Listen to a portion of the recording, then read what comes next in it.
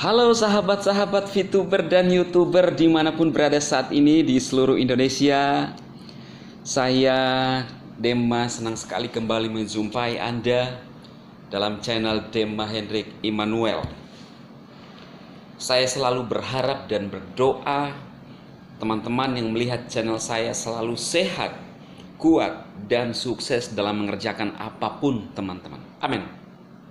Nah, teman-teman, sebelum kita lanjut pada pembahasan saya kali ini, kalau Anda suka dengan channel saya, silahkan menekan tombol subscribe di bawah video yang Anda nonton. Tekan loncengnya agar setiap kali saya mengupload video, Anda mendapatkan notifikasinya, teman-teman. Itu pilihan, ya, tidak ada paksaan. Dan subscribe itu gratis, ya. Terima kasih, teman-teman. Oke, kali ini saya akan menyampaikan sesuatu yang luar biasa khususnya buat para VTuber, ya. Setelah perasaan kita berada pada goncangan, ya, kondisi yang tidak menentu, naik turun, was-was, khawatir dan lain-lain. Ya, saya rasa teman-teman mengalami hal itu. Tetapi santai saja teman-teman, ya. Santai, tenang, tidak usah panik. Akhirnya teman-teman, yang ditunggu-tunggu itu fase kedua launching juga hari ini. Pada video-video saya sebelumnya banyak yang berkomentar teman-teman, bahwa kapan? Ini sudah tanggal 22. Kemarin saya mengupload video, saya menghibur, memberikan suatu permainan musik, ya, saya memainkan instrumen buat teman-teman untuk bisa rileks, ya. Minimal kalau teman-teman mendengarkan itu bisa lebih santai, ya, tidak tegang-tegang. Karena selama ini panas, suhu Indonesia panas gara-gara VTube teman-teman, ya.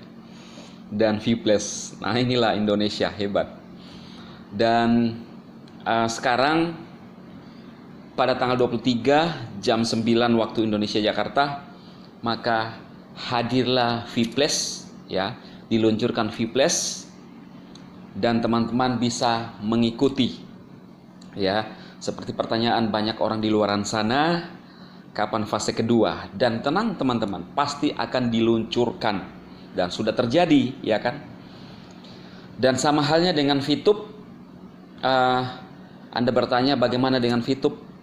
Perusahaan telah memberikan informasi, memberikan konfirmasi bahwa semua aman, VP aman, dan semua bisa berjalan dengan baik. Kita tunggu saja, percaya kepada perusahaan dan manajemen. Manajemen selalu memberikan yang terbaik, melakukan upaya yang begitu ekstra untuk member-membernya, ya. Jadi seperti itu teman-teman. Nah teman-teman,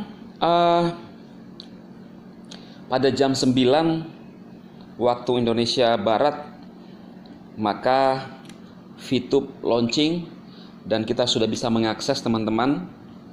Namun karena kita tahu bahwa sesuatu yang baru mesti butuh penyesuaian. Kemudian kalau teman-teman mengingat bahwa member kita ini sangat banyak, 17 jutaan, ya. Taruhlah 50% yang aktif, ya. Semisalnya sekitar 8 juta yang aktif saja, maka kalau hari ini member yang 8 juta itu sama-sama bersamaan mengakses untuk melakukan Mega Coffee, maka apa yang terjadi teman-teman? Ya, bisa dibayangkan. Itu sebabnya kalau teman-teman mencoba untuk masuk saat ini untuk melakukan Mega Coffee masih ada terkendala, ya. Tetapi tidak usah risau dan tidak usah panik. Pasti semua ada jalan keluarnya. Pasti ada solusinya teman-teman, ya. Dan ini hal yang saya ingin sampaikan kepada teman-teman semua.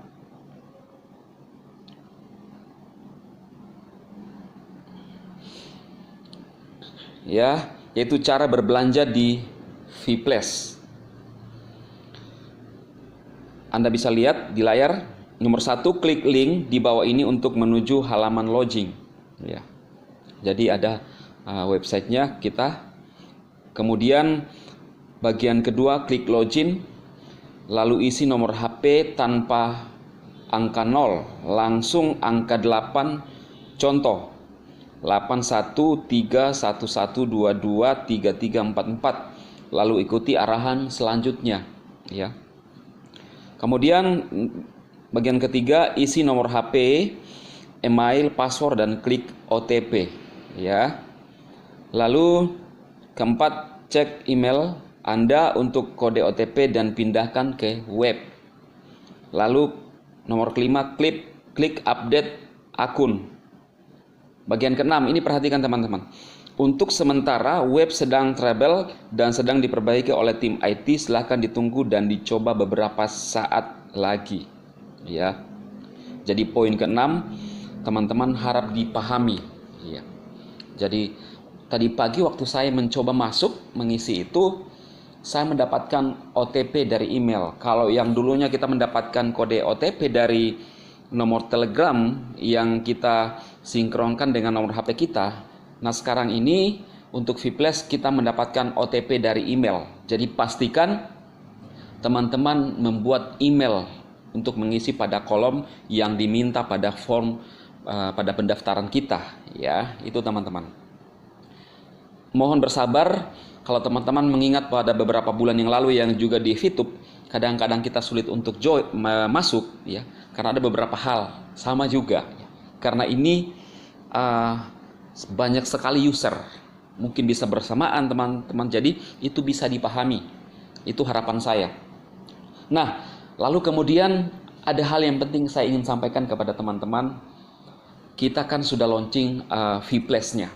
Dan inilah yang diharapkan oleh banyak teman-teman di luar sana. Saya pribadi mendapatkan banyak pertanyaan, chat pribadi di grup. Saya mengikuti banyak grup. Kemudian ada yang langsung bertanya ke pribadi, ada di grup.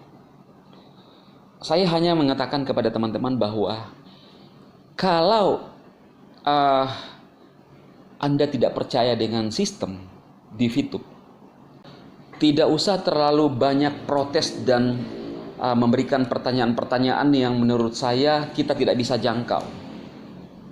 Karena kalau bagi saya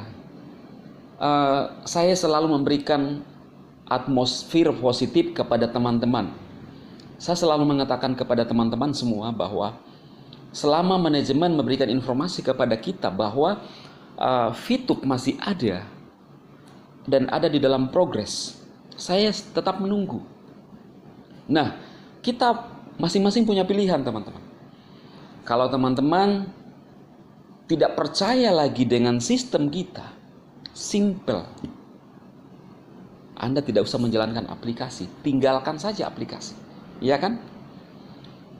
Karena jujur, sebenarnya kalau kita melihat, teman-teman perhatikan, ada dua dasarnya orang di dunia ini, ya, yaitu pada dasarnya kita, entah kita sebagai seorang karyawan atau kita pembuat sistem, pada dasarnya manusia itu dua yang diikuti. Apakah kalian sebagai seorang pekerja, kerja pada sebuah perusahaan, pasti Anda mengikuti sistem. Setiap perusahaan punya aturan, punya sistem. Kalau kita sebagai karyawan, pasti kita mengikuti sistem itu. Dan simple. Ketika kita ingin bekerja di suatu perusahaan, ada aturan-aturan, ya. Ada aturan rumah tangga daripada perusahaan itu. Kalau Anda ingin ke sana, harus siap mengikuti sistemnya. Kalau Anda tidak ingin mengikuti sistemnya, tidak usah masuk di dalam perusahaan itu dan bekerja. Iya kan? Nah, kalau Anda tidak bisa mengikuti sistem, maka buatlah sistem yang orang bisa ikuti. Intinya bahwa kita punya pilihan-pilihan. Orang-orang di luar sana yang berbicara tentang yang hanya misalnya menyinyir aplikasi VTube, ya sudah, simpel aja. Kalau Anda tidak ingin mengikuti sistem di VTube dan di Vplus, ya tidak usah banyak bacot. Itu saja. Iya kan? Demikian halnya dengan teman-teman yang dulunya mungkin menjalankan VTube. Tidak ada paksaan untuk kalian masuk di VTube. Tidak ada yang memaksa kalian untuk join di VTube. Karena ada sistem di sana. Saya misalnya kerja di satu perusahaan. Kalau saya tidak mengikuti arahan dari perusahaan, pagi-pagi harus bangun, ceklok, maka bisa-bisa saya dikeluarkan dari perusahaan itu karena saya tidak taat dengan sistem. Ya sama halnya. Sekali lagi saya mau tekankan bahwa Anda ingin mengikut sistem di VTube dan di Vpless, taat saja, kita tunggu. Itu yang saya lakukan. Anda banyak bacot, Anda banyak bertanya yang kita tidak bisa jangkau, tinggalkan VTube. Itu aja, simpel kan teman-teman. Jadi, dan memang kita sekarang ini masuk ke fase kedua. Banyak yang bertanya, kenapa mesti ada fase kedua? Harus mesti belanja. Ya memang itu adalah program daripada perusahaan kita. Iya kan? Sudah ada di dalam programnya untuk masuk ke fase kedua, fase ketiga, 4, 5. Tinggal kita bagaimana mengikuti perubahan yang ada. Kita siap mengikuti setiap perubahan. Nah, lantas ada bertanya, Bang Dema, bagaimana kalau saya ingin join di VTube, tapi saya nggak ingin di Vpless? Untuk sistem baru ini, pasti harus Anda masuk lewat Vpless. Dan silahkan menjalankan VTube. Tetapi kalau satu saat Anda ingin belanja, Anda bisa menjalankan Vpless. Jadi sebenarnya intinya, buat saya tidak ada alasan untuk mencela dan menyinyir aplikasi ini. Dan buat saya sekalipun aplikasi ini jelek, anggaplah jelek, saya tidak punya hak untuk mengurusi aplikasi orang lain. Iya kan? Dan miris ada orang-orang yang katanya merasa mencerdaskan orang-orang di bangsa ini, tetapi buat saya bukan lebih kepada mencerdaskan, tetapi lebih kepada menyinyir. Itu yang saya lihat. Kenapa? Karena sampai memusuhi leader-leader, sampai saya pribadi dibunuh karakter saya. Ya kan? Wajar ketika saya mengangkat, buat saya tidak usahlah kita gila-gila urusan dengan aplikasi orang, terserah orang menjalankan aplikasi itu urusan dia, iya kan? Saya rasa kita sudah pada cerdas semua. Dan saya mau sampaikan kepada teman-teman semua bahwa era saat ini adalah era digital. Kita tidak bisa pungkiri teman-teman bahwa era sekarang ini betul-betul percepatannya sangat luar biasa. Ya. Terjadi akselerasi yang begitu cepat. Kalau dulu kita menggunakan handphone ya, yang besar-besar, ya Nokia ya, yang biasa teman-teman taruh di samping ya, itu udah tren sekali. Itu sekitar 10 tahunan yang lalu.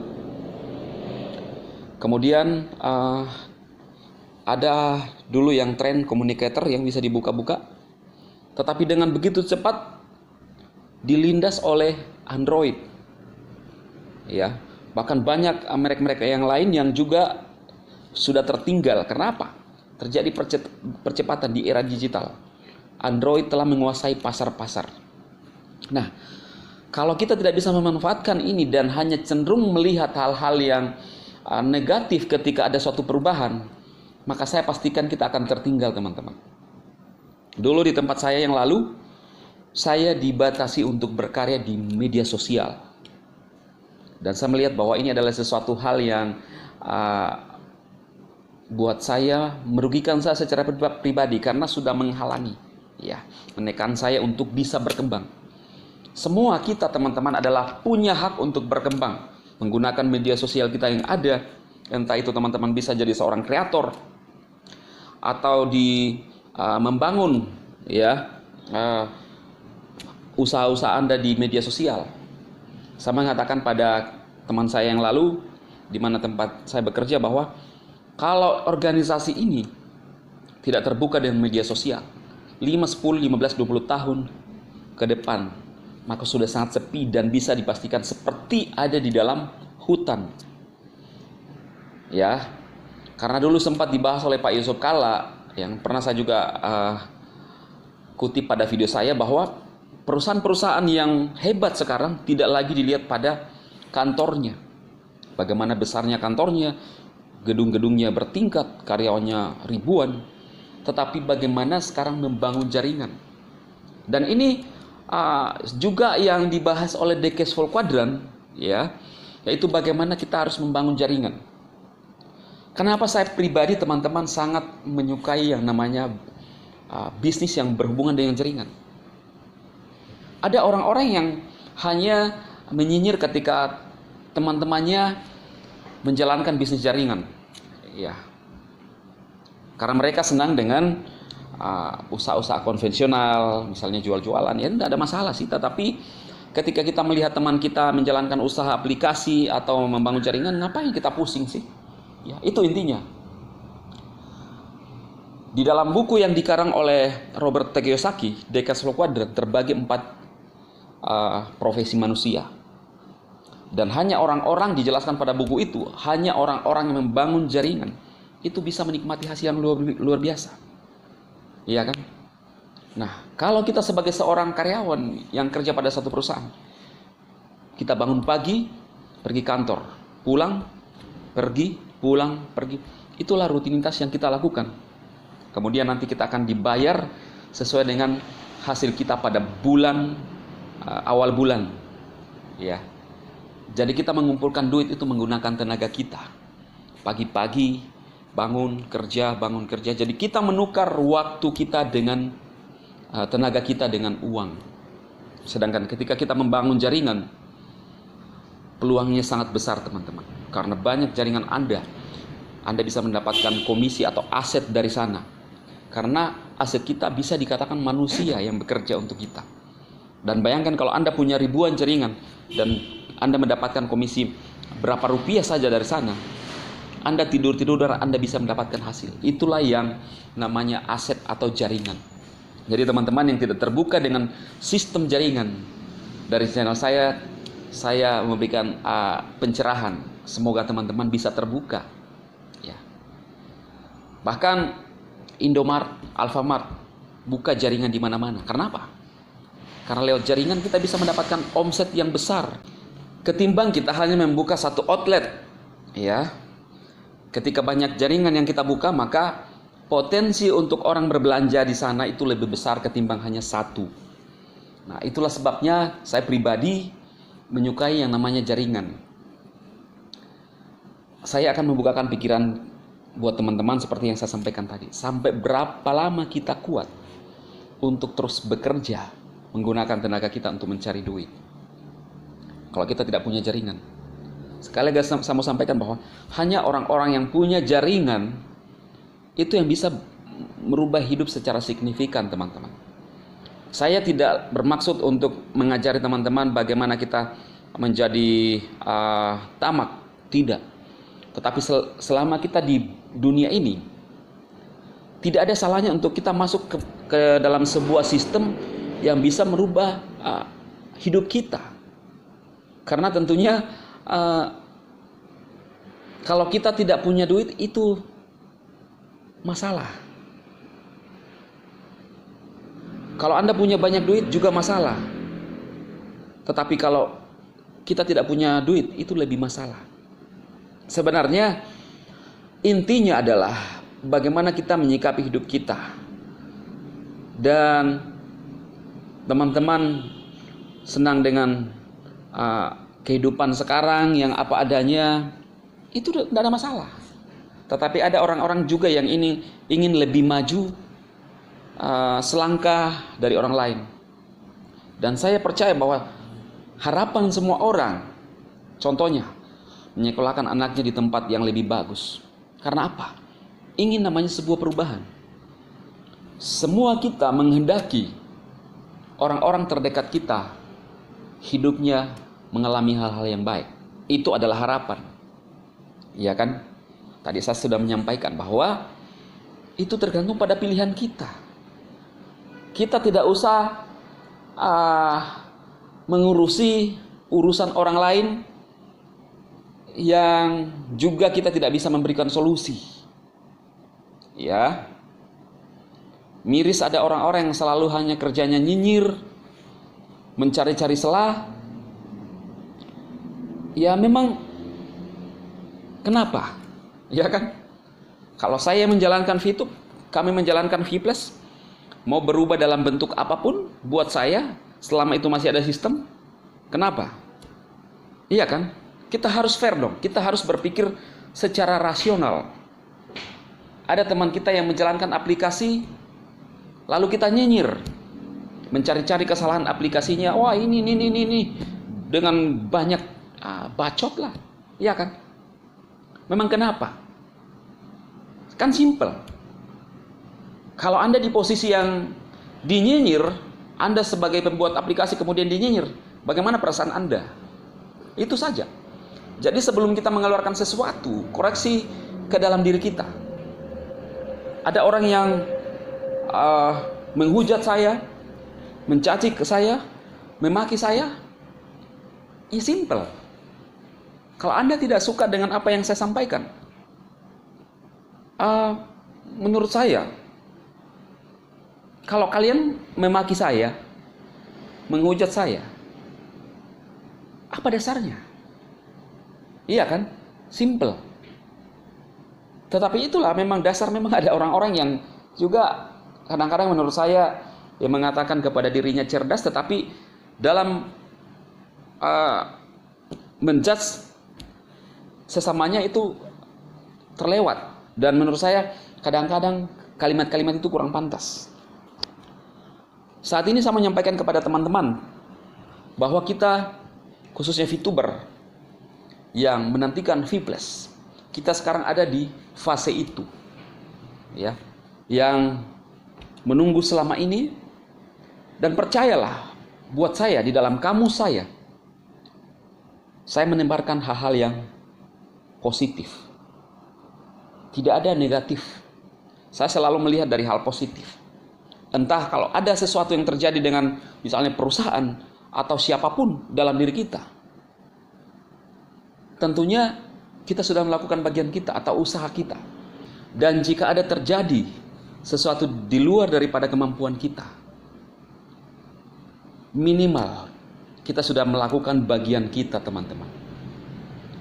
Apakah saat ini ada yang bisa menjamin besok bagaimana kehidupan kita? Apakah ada yang menjamin 10 tahun ke depan Anda akan hidup senang? Kita melihat yang telah terjadi. Kita tidak pernah menyangka dan membayangkan bahwa pada Maret tahun lalu seluruh dunia digoncang oleh COVID pandemi. Banyak orang yang mengalami dampak akibat hal tersebut. Perusahaan-perusahaan mengalami penurunan omset, karyawan-karyawan mulai mengalami PHK, pemotongan gaji, semua kita terdampak. Artinya apa? Tidak ada yang bisa menjamin kehidupan kita akan baik-baik terus. Tetapi dalam kehidupan kita minimal kita sudah melakukan bagian kita, sobat. Orang bangga dengan punya gedung-gedung yang besar terjadi di mana orang bisa mendapatkan omset dari perkumpulan ke perkumpulan. Tetapi pada saat pandemi semua luluh lantak.